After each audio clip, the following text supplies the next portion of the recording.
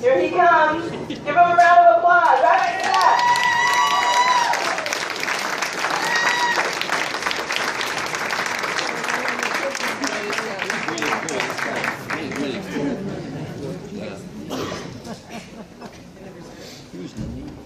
Thank you. I'm Seth Phillips. I'm honored to be here. I guess I'm Mike Schlossberg's rabbi and Mark Kinsley's rabbi, and I'd love to be your rabbi as well. Thank you, both for the cause, the conscience, and the fact that we are fellow citizens together. Indeed, prayers for one's country are one of the longest-standing Jewish traditions. Rabbi means teacher, so I just have to take this little moment to say that. Now, most of us are perhaps familiar with Fiddler on the Roof and the blessing for everything. Well, Rabbi, is there a prayer for the Tsar? Yes, God bless and keep the Tsar far away from here.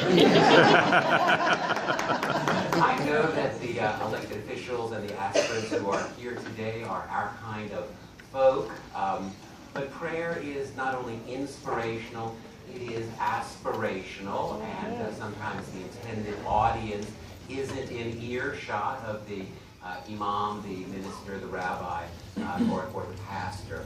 But we know that our energy here makes a difference, and what we say here can be and will be, God willing, heard in all the theirs or all the ears that it needs to be. So the Jewish prayer for the country from how shall I say, history's, I won't say history's first minority, not at all. I'll simply say that the Jewish prayer is the prayer for the country, is the prayer of the powerless to remind the powerful that they are not ultimately in charge.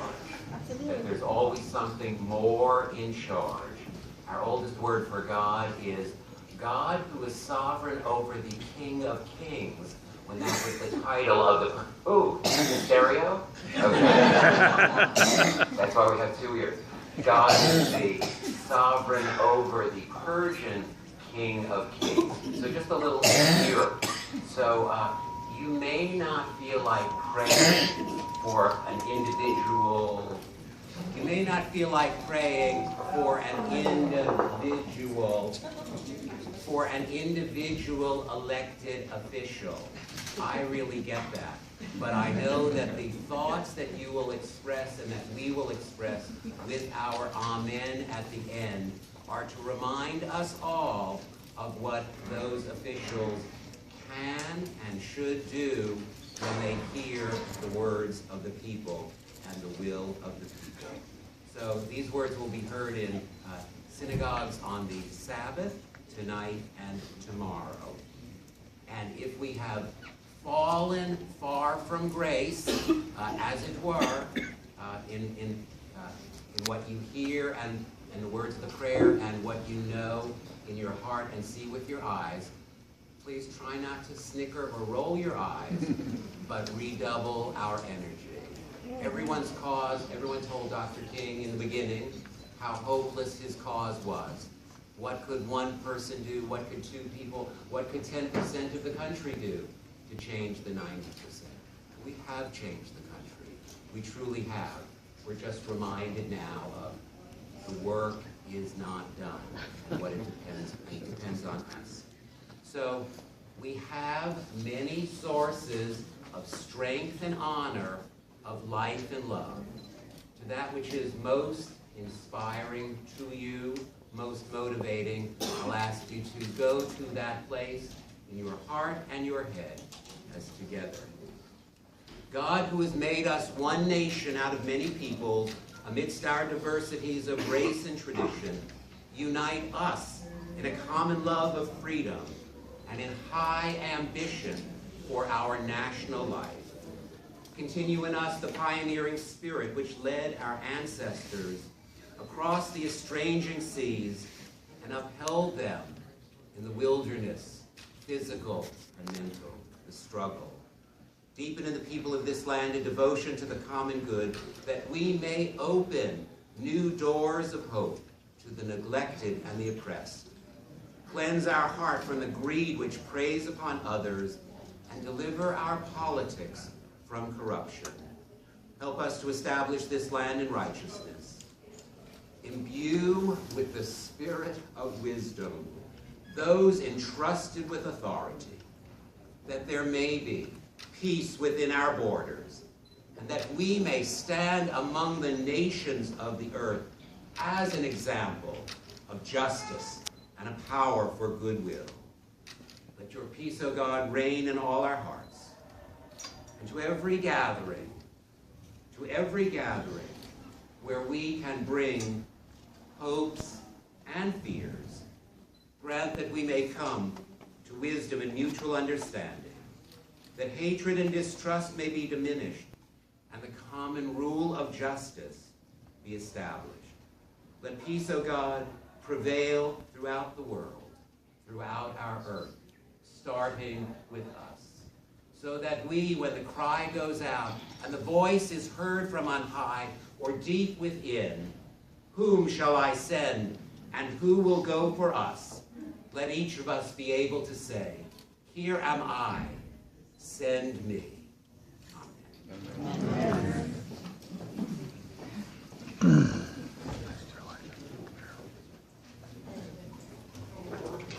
Thank you, Rabbi Seth. Can everybody hear me? Is there an echo? Are we good? We're good. Okay. My name is Jude Denis. I'm the Executive Director of Power Northeast Action, which is the sister organization to Power Northeast. And I stand before you today as a black, queer, immigrant, Haitian woman who was raised Catholic and Christian and practices Buddhism. I stand before you a believer in the fierceness of radical love. Because love is not being nice and polite as we have been trained through the lens of white supremacy for 400 plus years, but in the words of poet Adrienne Rich, an honorable relationship that is one in which two people have the right to use that word is a process of deepening the truths they can tell each other. So we are here because we want an honorable relationship with the Democratic Party. We are here because it's important that we are Muslim and Sikh and Jew and Christian and agnostic and atheist. It's important that we are here because we are dreamers and we are TPS recipients and we are the people who love them and will fight for them. It is our duty to speak truth to power in love if we are ever to create the kind of America where Black lives matter, Latino lives matter, Indigenous lives matter, trans lives matter, queer lives matter, dreamers and TPS lives matter. So in this moment, with President Trump in office, I want to say something very probably controversial. Trump is a gift. If we look at all of us as children of whether you believe in God or energy or the cosmic consciousness, as all equal in the eyes of that great unnameable source, then we know that he is here for a reason. And that reason is every one of you here today. So, the myth of post-racial America has finally been buried. And I'm grateful for that myth's burial. I'm grateful because we have seen the impact of white supremacy on the family of Eric Garner, who was choked to death by the police in New York City, and whose assailant is still free and alive and still works for the New York Police Department.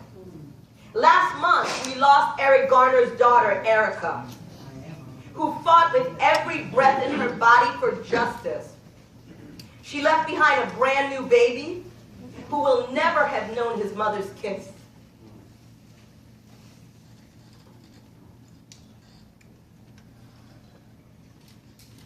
The impact of these losses will forever reverberate in their family and in our country. So we are here today because each and every one of us believes our best hope to build the kind of community we all aspire to is the Democratic Party. We are here because we truly want a democracy. We have to fight for it. It's not enough to vote. It's not enough to help people running for office. We need to run for office ourselves. Each and every one of you here who has never contemplated the idea that you could be the difference, you have the potential within you right now to make this party what it can be and what it should be and what it will be. So we are electing people because we want people who have the courage to speak truth to power, whether or not they're up for election. And we know that we will be the force that drives them and supports them and keeps them on the right track to building the kind of country that is truly welcoming of everyone. A country where we truly believe in caring for the least of these, where hospitals don't throw out incoherent patients onto the street because they have no insurance, which we recently saw in Maryland. Yes, ma'am. Most importantly, we're here because, as the revolutionary lesbian poet Audre Lorde said, there is no such thing as a single-issue struggle because none of us lead single-issue lives. And we recognize that every issue we have confronted in the last year, since 45 became president, is an issue of basic human dignity and compassion, and the lack thereof in this administration. So I'm going to ask you, before we get going, to stand, if you're not standing. And I'm going to ask you to take the pledge, because this is the Assata Shakur pledge, and it's the pledge that we recite at every major rally, because this is what we are committing to do in this moment and every moment since November 8, 2016. It is our duty to fight for our freedom. It is our duty to fight for our freedom. It is our duty to win. It is our duty to win. We must love and support each other. We must love and support each other. We've got nothing to lose but our chains. We've got nothing to lose but our chains. It is our duty to fight for our freedom. It is our duty to fight for our freedom. It is our duty. It is our duty to win. It is our duty to win. We must love and support each other. We must love and support each other. We've got nothing to lose We've got nothing to lose but our chains. but our chains. And with that, I'm going to bring up Jane Palmer from Indivisible Burks, who has been incredibly active in this movement, and we want you to give her a warm round of applause.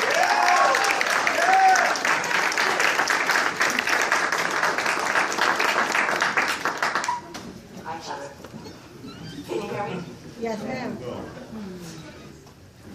Funny, I'm going to talk about love too. I didn't think I'd be the only one.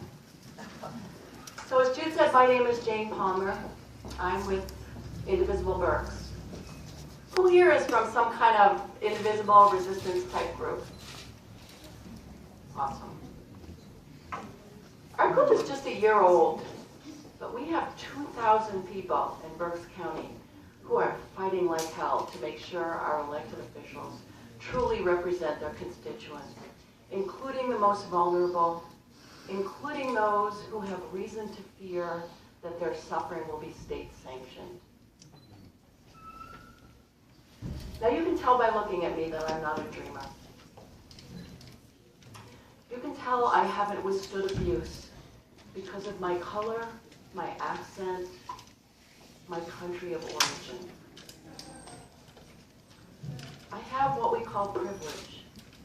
My God, I'm using every ounce of it to fight for people who feel.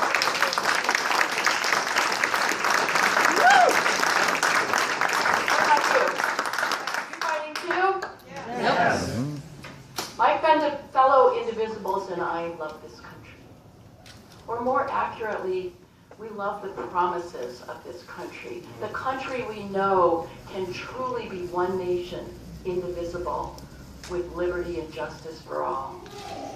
Ours is a fierce love that doesn't just love, but pushes back hard against un-American, hateful things. Who's pushing back? Yeah, you are. Yeah, you are. We call out politicians who condemn our fellow Americans, the dreamers, TPS holders, and heaven only knows how many people from places our ignorant bigot of a president calls shithole countries. Yeah. We indivisibles fight against policies that deny immigrants full participation, that make their lives a daily hardship and cause them to feel unwelcome in their own communities. We push back against those who leverage their power to marginalize brown people and black people and people from beyond our southern border. Just our southern border, mind you, not our northern border, our eastern border, our western border, just the southern border. Who's pushing back? You are. Yeah, we are. Because we believe that Americans can stand for something beautiful. We allies use our time and energy to demand that those representing us honor the principles of inclusion and diversity and use the Constitution as their guide, not their fears and prejudices. We love our dreamer friends, our sister Rainey, who you're going to hear from in a minute, our brother Robbie, our neighbors and co-workers, and our love doesn't sit quietly while people are suffering for fear of being deemed impolite. Ours is a love that fights for a more perfect union, that shouts from the rooftops on behalf of all people, including the most vulnerable, and seeks liberty and justice for all. Are you with us? Yes. Good. Make those phone calls, write those letters, push back, fight for the country we love. We can do this. Yes.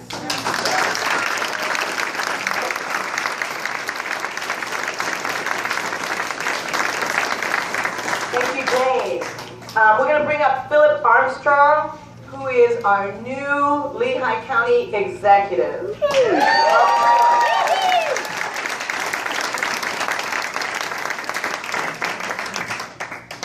I don't usually need a microphone. I was a basketball coach and a teacher, so study halls with 250 kids. Sit down in the back. So I hope I can reach all of you.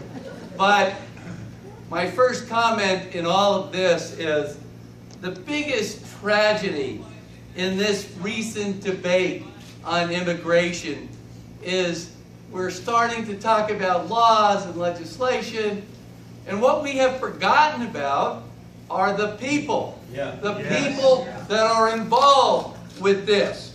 We have forgotten that all of us, whatever our past is, we've all come to America looking to make a better life. We've all come to America to be part of a great country, to make life better for our children. We have come here to have this sense of community, and we can't lose sight of the people element. As a teacher, I've got to meet some fantastic students, and one of them, I just want a little story. His parents arrived here at JFK in 2011, not being able to speak English.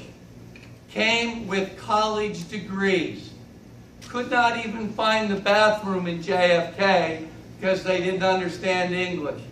Their jobs here were working minimum wage at Burger King.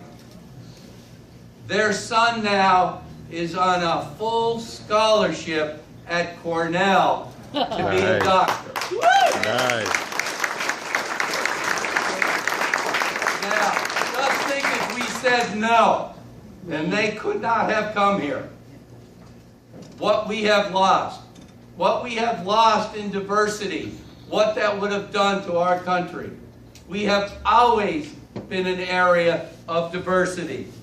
I want everybody to know here, Lehigh County is one of the best counties in the entire country because of our diversity. I do want you, without a doubt, to know we have your back. That's it. Thank you.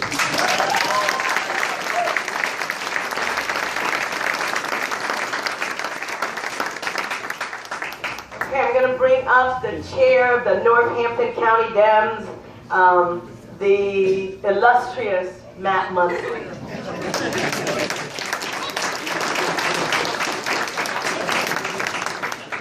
Thank you. I am the chair of the Northampton County Democratic Party, but we're not here because of politics, are we? We're here about people.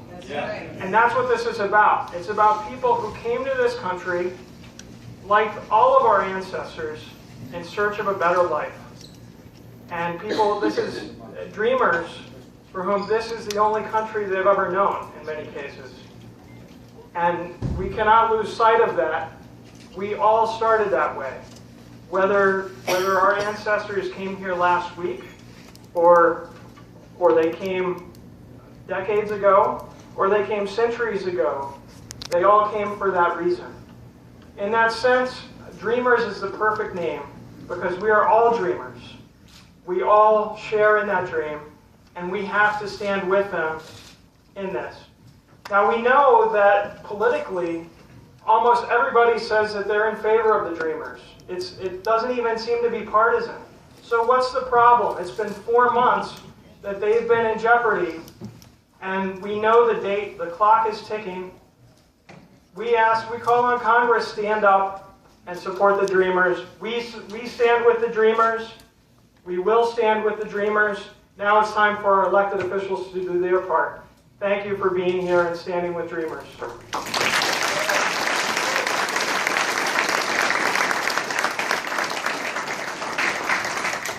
All right. Thank you so much, Matt, for reminding us of that, because we know at any moment we might get a tweet that destroys somebody else's life. So I'm going to bring up a friend, an ally, a comrade, someone that I work intimately with regularly on everything. The Executive Director of Women's March of Pennsylvania, Shauna Nipper.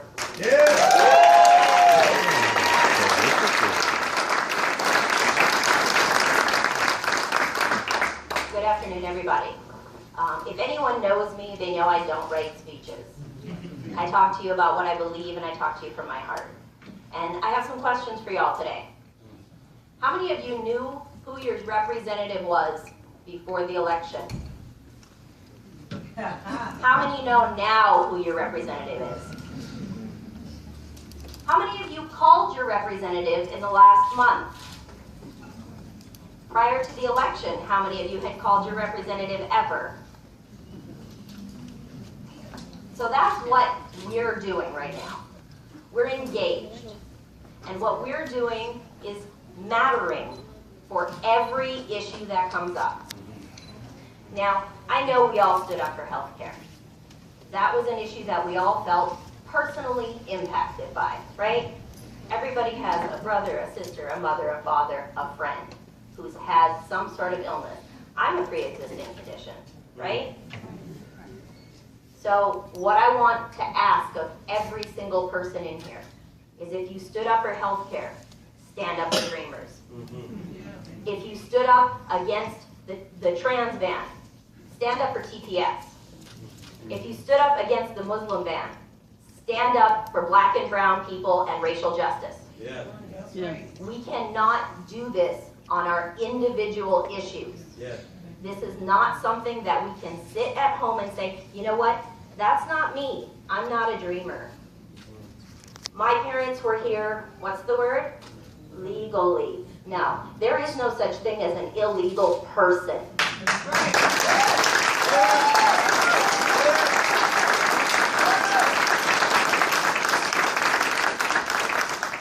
What we're talking about is human lives. And multiple people have said that today.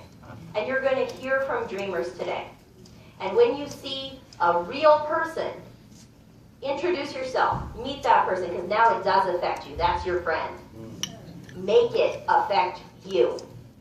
I don't want to see anybody sitting at home when these dates roll around. I know organizations are in DC every day right now for Dreamers, for TPS, every single day. We don't have to wait for anniversaries.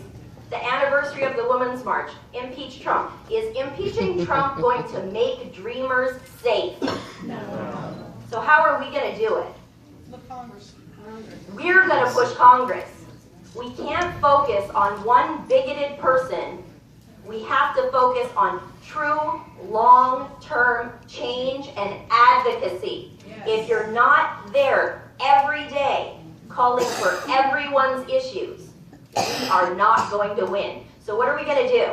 We're going to call, right? We're going to write. We're going to visit offices. We are going to protest. We're going to be boots on the ground in the streets, at the White House, at Congress, here, at home, at Toomey's office, at Charlie Dent's office, at any other location that marginalizes people. So when I see all these faces here, I'm going to remember you. I expect to see every one of you at Make the Roads office, at power meetings. I expect to see every one of you at protests. When we hit the streets, we don't get seen without you.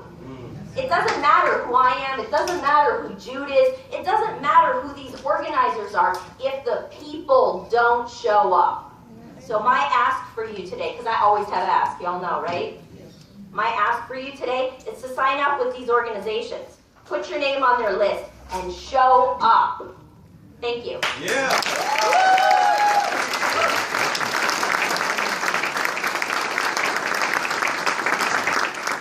All right.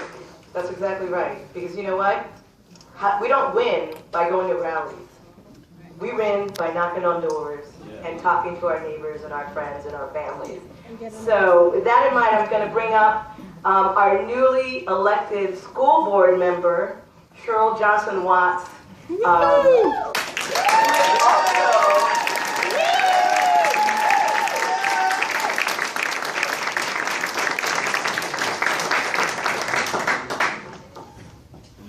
My instructions were welcome. So I listened to everyone and I said, whoa, okay, but let me tell you why I'm here today. Danielle Gibson Shackelford, who is the chair of the Allentown City Democratic Committee, could not be here. And she said, Cheryl, I'd like for you to go in my place. I said, okay.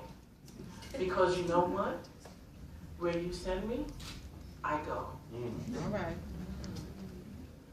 I, yes, am a newly elected Allentown School Board member. And that's simply because I love the opportunity and the growth that comes with education. I'm still learning. I will never stop learning. I'm hoping that everyone that enters this earth realizes that that is their purpose, bar none, to learn. I hope that each and every one of you here today, for all that you know or believe you know about every and anything, will see this day as an opportunity to learn. Learn about the person sitting next to you. Learn about the person that you kind of bumped into at the supermarket, but you didn't realize that they were both politically aware as you are and actually show up for this event. Or even if it's someone you have sat side by side with, day by day, prayed with, whatever, or ate with, whatever the case may be, but thought you knew them, and now you're just learning more about who they are. It is so important that we learn about each other. So, all I want to say to you is welcome. Seize this moment, seize this opportunity. I want to thank Make the Road for the education that I received about DACA, from actually meeting people who are hanging in the balance as we go through this, for them bringing us to DC to learn how to engage our Congress people and to say, hey, what are you doing? Wake up. So this is something that this day here in Allentown, the Allentown City Democratic Committee is thrilled that it's happening here, but this is a day for this nation, because the people in this room, believe it or not, all of you could see a lot of things happening just because of your voice. I thank you, and I'm going to get back to my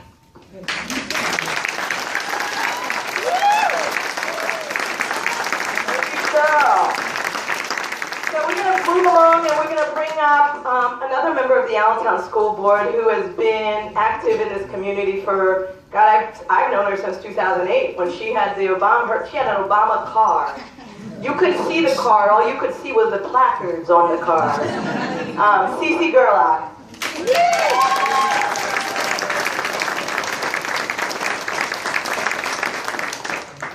Hello, everyone. So I have the honor today of asking every elected official in the room to please stand up, because we all know it's local politics that matters. That's where we can make the change. So Cheryl, stand up. Phoebe, stand up. If you're a former elected official, Dr. Bishop, stand up. Joyce is here. Anyone else, elected officials? No? Well, these are the people that make the change.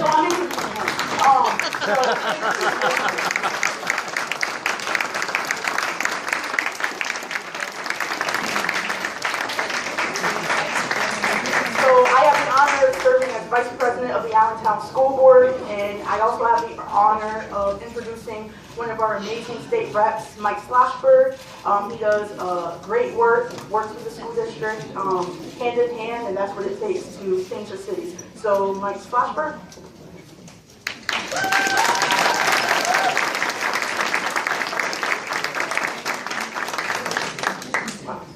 If I'm like this, does this work or no? That works. Yes, So we're going to be taught, this is a town hall. And this is a town hall on immigration. Let me start by talking about an ugly truth in American history. We live in a country whose immigration policy has always been surrounded with racism. The Muslim ban and the end of DACA didn't start with Donald Trump. They started in 1790 with the Naturalization Act that gave citizenship only to free whites. We live in the country that in the 19th century made it legal to remove Indians from homes because we wanted their land. We are the country which once banned Chinese and Japanese immigrants. We are the country which turned away Holocaust victims and those escaping Hitler's reign. We were the country of the internment camp. And today, we're the country of the Muslim ban and the end of DACA. The only thing that has changed is the color of the immigrant's skin, their country of origin, and the God to whom they pray. Now that being said, America is still a country of progress and capable of change. Tate, you can't go with this? Yeah, I'll go with that. All right, put this way. If you need any proof about this country's ability to grow, just take a look around this room. Almost everybody in here was at one point completely ineligible to vote in America's first elections. We are the country of slavery, but we're also the country of the 13th Amendment and the Equal Protection Clause. This is the country where the once legal form of segregation turned into the land of the Little Rock Nine. And we are still the country, and always will be the country, that elected Barack Hussein Obama, an African-American man.